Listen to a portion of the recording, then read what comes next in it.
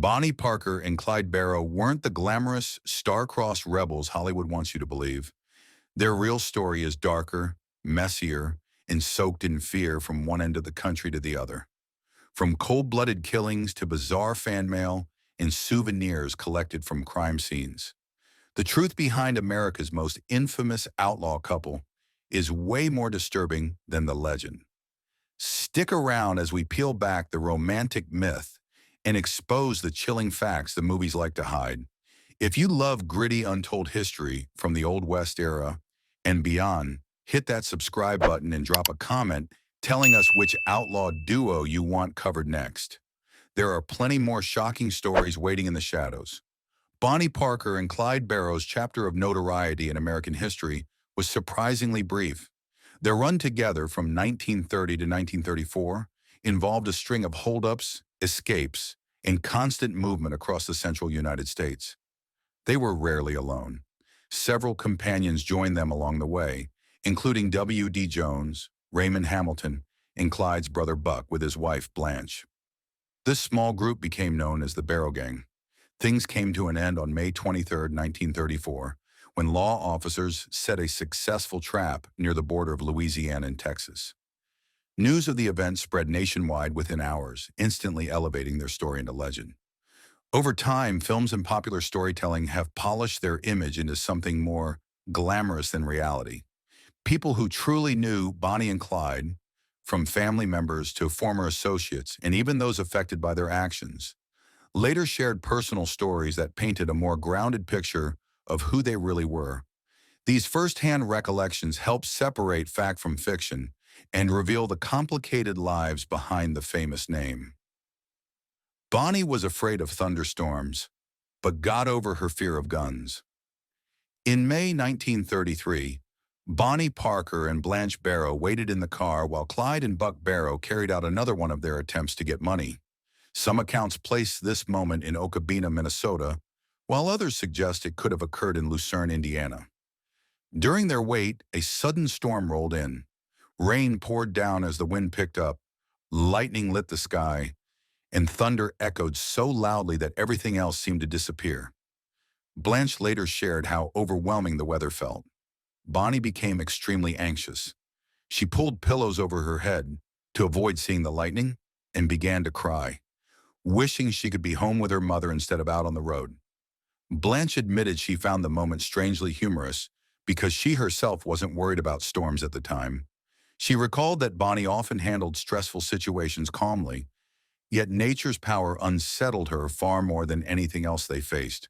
Blanche suggested that Bonnie believed these storms were beyond human control, which made them even more intimidating to her. Years earlier, Bonnie's cousin Bessie remembered that Bonnie had once been uneasy around weapons and would become alarmed just by holding one. Bessie often thought about that childhood memory later in life, wondering how Bonnie managed to adapt to the unpredictable world she entered after leaving home with Clyde. As a child, Bonnie stewed from morning to night and loved getting attention. Bonnie Parker's mother, Emma, remembered her daughter as a striking child with soft blonde curls, bright blue eyes, and a confident little smile. She also recalled that Bonnie rarely sat still. Even as a youngster, she seemed full of energy from the moment she woke up each day. Bonnie often acted first and worried about the results later. She had a bold personality, never afraid to stand up for herself among classmates. She could be adventurous too, sometimes sneaking into her grandfather's stored-away spirits just to see what the grown-ups enjoyed. Performing came naturally to her. Bonnie loved being noticed and enjoyed entertaining anyone who would watch. Emma shared one particular school event that revealed what kind of spark her daughter had. During a play, Bonnie became upset when another student disrupted her role. Her frustration showed, and a few students giggled at the scene unfolding. The laughter changed everything for Bonnie. Instead of backing down, she leaned into the moment and turned it into a lively show. She began flipping and cartwheeling across the stage, capturing everyone's attention and sending the room into cheerful chaos. The planned performance ended early, but Bonnie had completely won the audience over. This glimpse into her childhood shows a pattern that followed her into adulthood. Bonnie Parker craved excitement, loved performing for an audience, and rarely stepped away from the spotlight once she had it. Bonnie loved with all of her heart and was fiercely loyal. Bonnie Parker's cousin Bessie often spoke about Bonnie's deep loyalty to the people she cared for. She believed Bonnie's strongest emotional bond early in life was with her mother Emma, who remained a central figure in everything Bonnie did. Bonnie enjoyed the attention of young admirers when she was growing up, though she didn't begin going out with boys until she was around 15 years old. Not long after she met Roy Thornton, and their connection quickly became serious. At only 16, Bonnie married Roy. When she cared for someone, she invested her entire heart. Roy was no exception. Their relationship had its ups and downs, but Bonnie stayed dedicated to him longer than she stayed in love with him. Bessie once explained that Bonnie could move on emotionally, yet still feel responsible for someone she once cared about. That lingering loyalty is one of the reasons she never legally married Clyde Barrow, even though they were inseparable later in life. When Clyde was sent to prison in 1930, Bonnie's commitment to him pushed her into decisions that changed her future. She secretly provided him with what he needed to break free and rejoin her outside. That moment marked the beginning of her deeper involvement in the dangerous world Clyde already lived in. Bonnie and Clyde could get pretty friendly with their captives.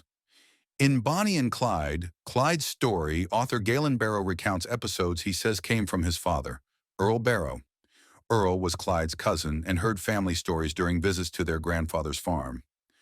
One incident centers on Undertaker H. Dillard Darby and Sophia Stone in Ruston, Louisiana, in April 1933. After the Barrow group took Darby's car, he convinced Stone to follow in her vehicle, and the two set off after them. According to Galen Barrow, Clyde eventually stopped, intercepted Darby and Stone, and compelled them to ride with the group. They traveled all the way to Arkansas before the pair was released.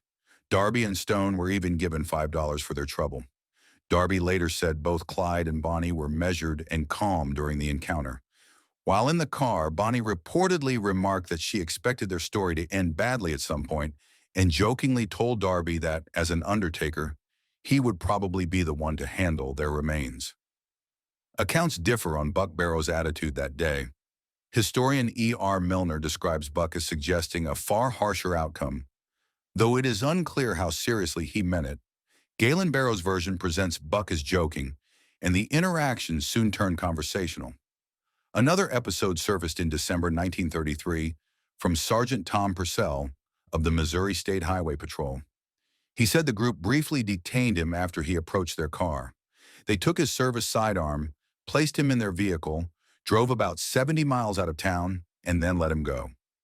Purcell recognized Bonnie and Clyde from widely circulated photographs and later emphasized that he was released without injury. A further perspective came from Oklahoma in April 1934, when Officer Percy Boyd was held for roughly 15 hours. Boyd later described Bonnie as almost personable and concluded that neither she nor Clyde intended to harm officers. As they released him, Bonnie asked a favor. If anything happened to them, she wanted a pet rabbit, a Sunny Boy, to reach her mother. When Boyd asked if she had a message for the press, she replied, "Tell them I don't smoke cigars." Bonnie and Clyde liked to have their pictures taken. Many of the most well-known photos of Bonnie Parker and Clyde Barrow were actually taken by the couple themselves. They enjoyed posing for playful snapshots, sometimes with props tied to the adventurous image they were building. Clyde was often pictured beside a car he had taken, while Bonnie sometimes held unusual items for the camera. One particularly famous picture shows Bonnie with a cigar in her mouth. According to gang member W.D. Jones, she didn't usually smoke cigars. He later explained that he handed her one just for the photo, and she struck a dramatic pose while he watched and laughed. Those images came from film discovered by authorities in April 1933 at a hideout in Joplin, Missouri. Once developed, they quickly spread through newspapers across the country. Bonnie was not pleased with the cigar photograph becoming so widespread. She worried that it changed how people would view her, telling Clyde that public opinion was already harsh enough without exaggerated portrayals. Even so, the photos gave Bonnie and Clyde a new level of national attention. They weren't celebrated in a heroic sense by everyone, but the images helped create the lasting mythology that still surrounds their story today. Clyde didn't fight fair. Marvin "Buck" Barrow was the older brother in the family, arriving 6 years before Clyde. By the time he and his wife, Blanche Caldwell Barrow, joined Clyde, Bonnie, and W.D. Jones in March 1933, Buck had already spent time behind bars. Their sister Nell later recalled that Buck had been spirited and prone to taking things that didn't belong to him, even as a child. That reputation gradually spread to Clyde, and law officers began grouping the Barrow brothers together long before Clyde became widely known. Despite his own mistakes, Buck reportedly hoped to encourage Clyde to step away from unlawful activity. He reunited with his brother with that intention in mind. Yet once he became part of the Barrow group, he found himself drawn into the same world he wanted to help Clyde escape. Several major incidents and high-profile robberies occurred during the months they traveled together, pulling him deeper into the life he had planned to leave behind. Blanche's memoirs reveal that the brothers' relationship was complicated. They cared about each other, yet their strong personalities often clashed. She described frequent disputes, sometimes about leadership, routes, or simple frustrations from long hours on the road. Their car, cramped with people and supplies, became a physical symbol of their growing tension. During one argument, Buck voiced his frustration with the uncomfortable travel conditions. Both brothers were exhausted, and the disagreement escalated. Blanche, squeezed between them, remembered feeling caught in the middle, both literally and emotionally, because she cared deeply for them both. She wrote that Buck was always inclined to resolve disagreements face to face, relying on his own strength and temper to make a point. He had what Blanche considered a straightforward sense of fairness. Clyde, however, had been shaped by years of hardship, fear of arrest, and the unpredictable world he traveled in. His instincts leaned more toward defending himself quickly if he felt pushed or threatened, which heightened the conflict whenever tempers rose. Blanche believed Buck would never have seriously hurt his younger brother, no matter the argument. The same guarantee could not always be offered in reverse. Clyde's life on the run demanded quick reactions and built a habit of protecting himself first, even against family when emotions ran high.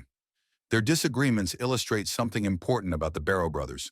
Both were committed to one another as family, yet they stood at different crossroads. Buck still carried hopes of a normal life, waiting somewhere down the line. Clyde saw no way back. That difference in outlook shaped their choices and, eventually, their fates. Clyde figured it didn't do much good to do the right thing.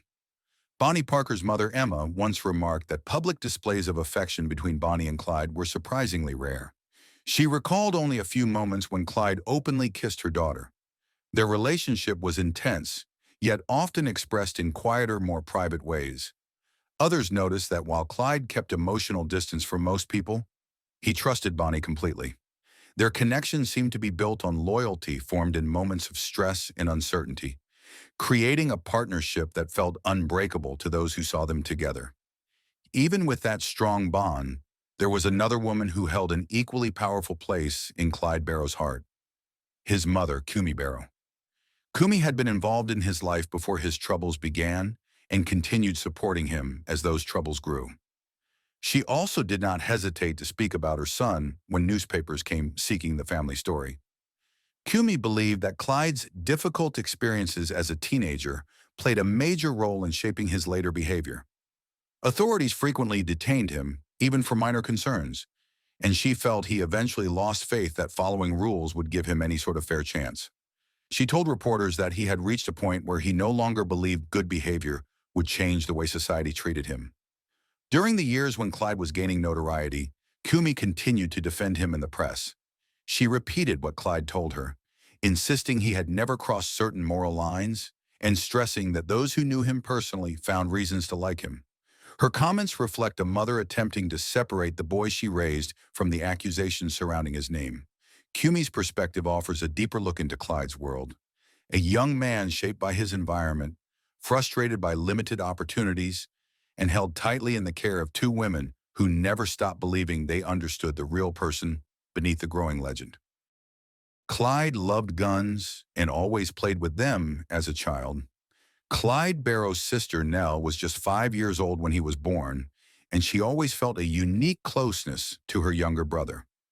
Over the years, she recalled many details about what Clyde was like in his earliest days, long before the newspapers wrote about him. Nell said Clyde loved pretending he was part of big adventures. If he had toy pistols, he would play with them for hours. When he didn't, he would simply pick up a stick and turn it into whatever his imagination needed. His play acting often revolved around exploration, bravery, and a sense of independence. According to Nell, Clyde was also remarkably fearless. One morning, he quietly wandered off from the family home. His disappearance caused escalating worry throughout the day. Relatives searched every corner of their property, checked barns, and even asked neighbors for help. Everyone feared he had gotten lost or faced some sort of danger. As daylight faded, a wagon finally rolled up to the house. A small, dusty Clyde hopped down, perfectly calm and self-assured. While his family cried with relief, Clyde delivered a matter-of-fact explanation, with the confidence of someone much older. He told them a kind stranger had given him pennies, so he set off for town to spend them. To him, the long walk seemed like an entirely reasonable decision. This childhood moment provides a window into Clyde's personality long before he encountered the harsh realities that shaped his adulthood. He possessed curiosity, determination, and a bold streak that made him believe he could solve any problem his own way. Those qualities, admired as playful courage in a child, later played a much more complicated role in the life he chose. Clyde preferred to drive Fords. People who spent time with Clyde Barrow often mentioned his devotion to Ford automobiles. One former Barrow associate remarked that Clyde believed Fords were the quickest and most reliable cars available. He felt confident behind the wheel and was known for pushing a vehicle to its limits whenever he needed a fast escape from a tense situation. Whenever a Ford was within reach, Clyde strongly preferred it over any other brand.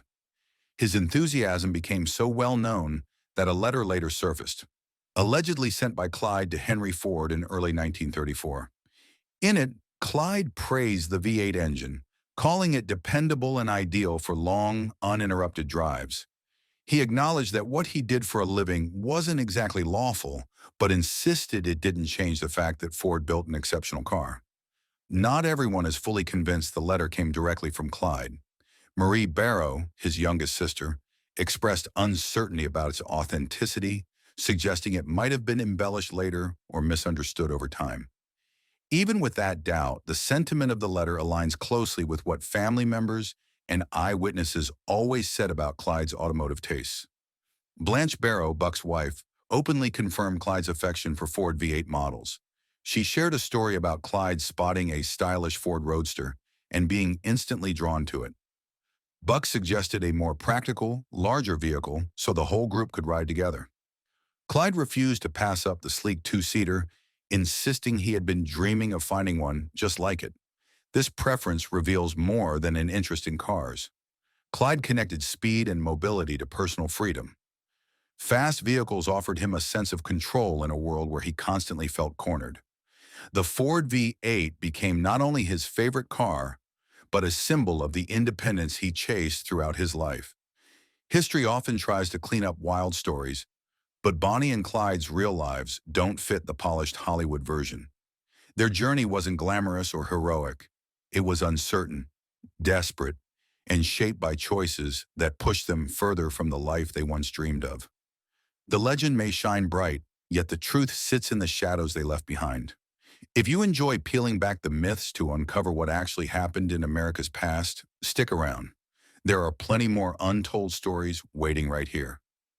Tell me in the comments which unforgettable outlaw, lawman, or frontier mystery you want to see next. Tap that subscribe button so you don't miss any new episodes. The Old West is full of strange and shocking truths, and we're just getting started.